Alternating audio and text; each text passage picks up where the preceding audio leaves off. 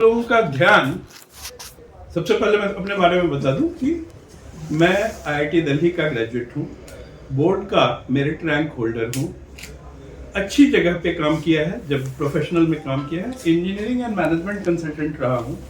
In addition social aspects, technology aspects and spiritual aspects पर लिखता पढ़ता रहता हूं। मैं अभी गुड़गांव में एक बहुत ही ऑर्गेनाइज्ड क्राइम का शिकार हुआ हूँ। मेरा एक घर है गुड़गांव में, कई वर्षों से पहले खाली था। जब पिछले वाले किराएदार चले गए थे तो मैं हर महीने वहां जाकर के सफाई करवाता था।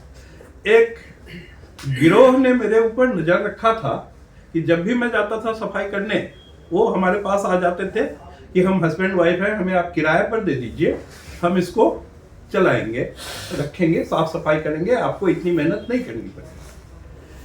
मैं रिलक्टेंट था, लेकिन फिर भी जब 2-3 महीना ऐसा हुआ तो हमने उनको कहा कि आपके पूरे परिवार में कौन कौन लोग हैं, आप सभी आइए।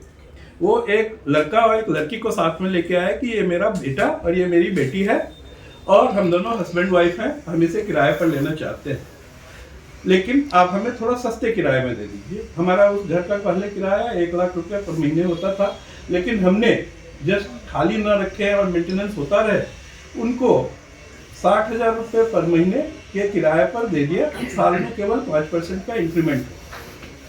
अब उन्होंने हमें कहा कि हम हस्बैंड वाइफ हैं, लेकिन वो हस्बैंड वाइफ नहीं है, वो एक ऑर्गेनाइज्ड क्राइम के लोग हैं। कुछ महीने तक तो वो हमें किराया देते हैं, उसके बाद वो किराया देना आनाकानी करते हैं, बंद कर देते हैं। किराया देने में भी वो हस्बैंड बोलता है कि किराया मेरी पत्नी के बैंक अकाउंट से आएगा। तो मुझे लगा कि इसमें कोई क्या परेशानी हो सकती है। हमने हस्बैंड जो अपने आप को कह रहा था, उसका आधार कार्ड, पैन कार्ड दोनों देखा, वाइफ का आइडेंटिटी चेक किया, दोनों बच्चे उन दोनों को मम्मी पापा बोल रहे थे। तो हमें लगा कि एक नॉर्मल फैमिली होगा, हमने दे दिया। लीज के एग्रीमेंट पे साइन तो हस्बैंड ने किया और जो एलिज्ड हस्बैंड है, और उस पर विटनेस में साइन किया जो वो लेडी थी। इस हस्बैंड का नाम राजेंद्र सिंह यादव है और उस औरत का नाम सुदेश बाला है। जब इन्होंने हमें किराया देना बंद किया तो हमने इनको निकलने के लिए कहा। ये जब नहीं निकल रहे थे, खींचते खवचते, वो एग्रीमेंट जो हमारा था 28 फरवरी 2022 को खत्म हो रहा था। फिर उन्होंने एक इमोशनल ड्रामा किया कि हमें ह्यूमैनिटी के ग्राउंड पर 6 महीने के लिए एक्सटेंड कर दीजिए। हमने फिर एक लीज एक्सटेंशन एग्रीमेंट साइन किया जिसमें ये लिखा कि ये 6 महीने पर इसी कंडीशन पर एक्सटेंड किया जा रहा है कि under any circumstances on any ground whatsoever ये आगे एक्सटेंड नहीं किया जाए। और वो एक्सटेंडेड पीरियड जो है 31 अगस्त 2022 को खत्म हो रहा है। हमने इनको 12 अगस्त 2022 को फिर से नोटिस दिया कि आप निकल जाइए। तो ये 18 अगस्त को कोर्ट में चले गए कि हमारे अगेंस्ट एक सिविल सूट फाइल किया कि परमानेंट इंजंक्शन मिले उनको इविक्शन के अगेंस्ट। ये बिल्कुल फ्रिवलस केस था। इस केस से लेकिन हमें पहली बार ये पता चला कि वो औरत जो है ये इसकी बीवी नहीं है, क्योंकि उसमें इसने लिखा कि मैंने रेंट जो पे किया वो अपनी कजिन सिस्टर के बैंक अकाउंट से पे किया। एनीवे, वो केस 26 महीनों के बाद, 25 हियरिंग के बाद डिसमिस हो गया एज विथड्रॉन, क्योंकि उन्होंने केवल उसमें तारीख पर तारीखें ली, एडजॉर्नमेंट्स मांगते रहे, केस आगे नहीं बढ़ पाया। और जब उनको लग गया कि अब इस केस को और नहीं ड्रैग कर सकते हैं तो उन्होंने उसको विड्रॉ कर लिया। क्यों विड्रॉ किया, उसका यह है कि फिर अक्टूबर 2022 में ही मैंने भी इविक्शन के केस डाले। मेरे इविक्शन के केस में प्रोविजनली रेंट असेस हुआ, जो उसको नहीं देने के लिए वो उसके अगेंस्ट अपील में सेशन डिस्ट्रिक्ट जज के कोर्ट में गए। वहां पर उसको कोई रिलीफ नहीं मिल पाया तो वो हाई कोर्ट में गए। हाई कोर्ट में भी उनका मामला जब डिसमिस हो गया तो फिर नीचे के कोर्ट ने उनको ये कहा कि या तो आप पीछे के जितने भी पैसे हैं वो पूरे के पूरे दो, और नहीं तो इविक्ट हो जाओ। वो इविक्ट नहीं हुए, ना उन्होंने पैसा दिया। लेकिन अब इन्होंने नई स्ट्रैटेजी बनाई कि अब जो मेल था, जो अब तक रेसिस्ट कर रहा था केस को, वो पीछे चला गया। हमारे फेवर में कोर्ट ने 23 अक्टूबर 2024 को ये दिया कि अब इनको इविक्ट कर दिया जाए, और कोर्ट के बेलिफ को ऑर्डर हुआ 26 अक्टूबर को, उसने जाकर के उनको इविक्ट कर दिया। इविक्ट करते समय ये जो औरत है वो बोलती है कि मेरा नाम तो इस इविक्शन में है ही नहीं और मैं उसकी बीवी नहीं हूं, मैं किसी और की बीवी हूं और आप मुझे नहीं इविक्ट कर सकते। बेलिफ ने उसे इविक्ट कर दिया। वो कोर्ट में गई कंप्लेन करने के लिए। कोर्ट ने जिस लॉ के अंदर, वो लॉ है रूल 99 ऑर्डर 21 ऑफ सीपीसी, उसमें वो कंप्लेन एक्सेप्ट कर सकते थे। इवन की कोई थर्ड पार्टी भी हो, कोई स्ट्रेंजर भी हो, तो उसमें वो लॉ में एक्सेप्ट किया जा सकता था कंप्लेन। लेकिन उसके साथ ही रूल 100 में है कि ऐसा कोई कंप्लेन हो तो उस पर कोई भी ऑर्डर पास होगा, उसके पहले रूल 101 में है कि उसका कोई राइट या इंटाइटलमेंट वहां होने का है या नहीं।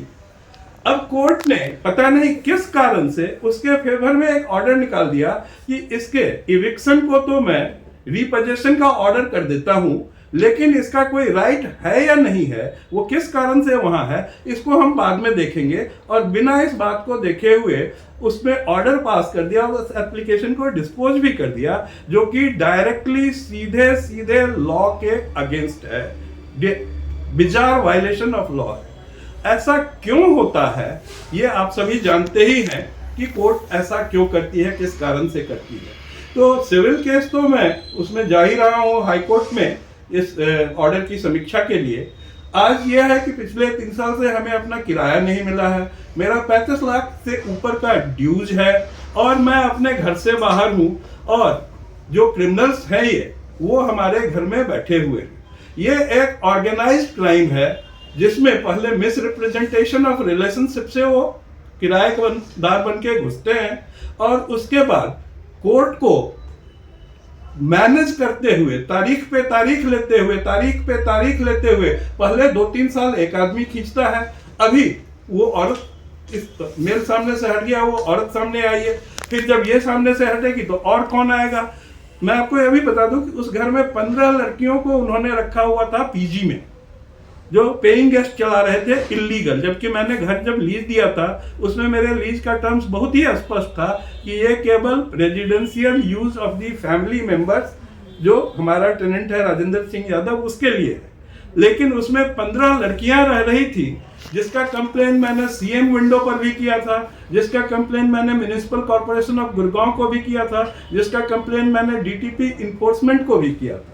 लेकिन इन सभी जगह इन कंप्लेन का, जिसका मैंने प्रूफ भी दिया था, कोई नतीजा नहीं निकला और सब जगह करप्शन के कारण, भ्रष्टाचार के कारण वो लीपापोती होती रही, इलीगल अनऑथराइज्ड एक्टिविटी चलते रहे। न केवल वहां से वो ये पीजी का, गर्ल्स पीजी का काम कर रहे थे, बल्कि एक बुटीक भी चला रहे थे कमर्शियल वे में, जिसका वेबसाइट पर उन्होंने बना रखा था, इंटरनेट पर एड्रेसेस हमारे घर के डाल रखे थे। और इतना ही नहीं, जब वो अभी कोर्ट में गए कि हमें रेस्टोर कर दो, तो वहां उन्होंने कहा कि मैं यहाँ रह रही हूँ और उसके प्रूफ में उन्होंने ये दिया कि मेरे बेटे के अगेंस्ट जो कई सारे इधर उधर के क्रिमिनल कंप्लेंट्स हैं, उसमें देखिए उन FIRs में पुलिस उसको ढूंढते हुए हमारे घर इस एड्रेस पर आई, तो मेरा बेटा इस एड्रेस पर रहता है, क्यों, तो इस घर में मैं रह रही हूं, इस बात का ये प्रूफ है, मुझे क्यों निकाला जाएगा। और निकालना क्यों, रहना क्यों है, उनका अधिकार क्या है, इसके बारे में कुछ नहीं है। ये एक ऑर्गेनाइज्ड क्राइम है जो कोर्ट के साथ मिलकर के क्रिमिनल्स कर रहे हैं। और इसमें कोर्ट जो इनोसेंट लोग हैं, जो लॉ अबाइडिंग सिटीजन्स हैं, उनके अगेंस्ट जाकर के इन कल्प्रिट्स को फेवर करते हुए फटाफट जजमेंट देती है कि उसमें जब तक उसका केस नहीं खत्म हुआ तो लोअर कोर्ट है और ये कोर्ट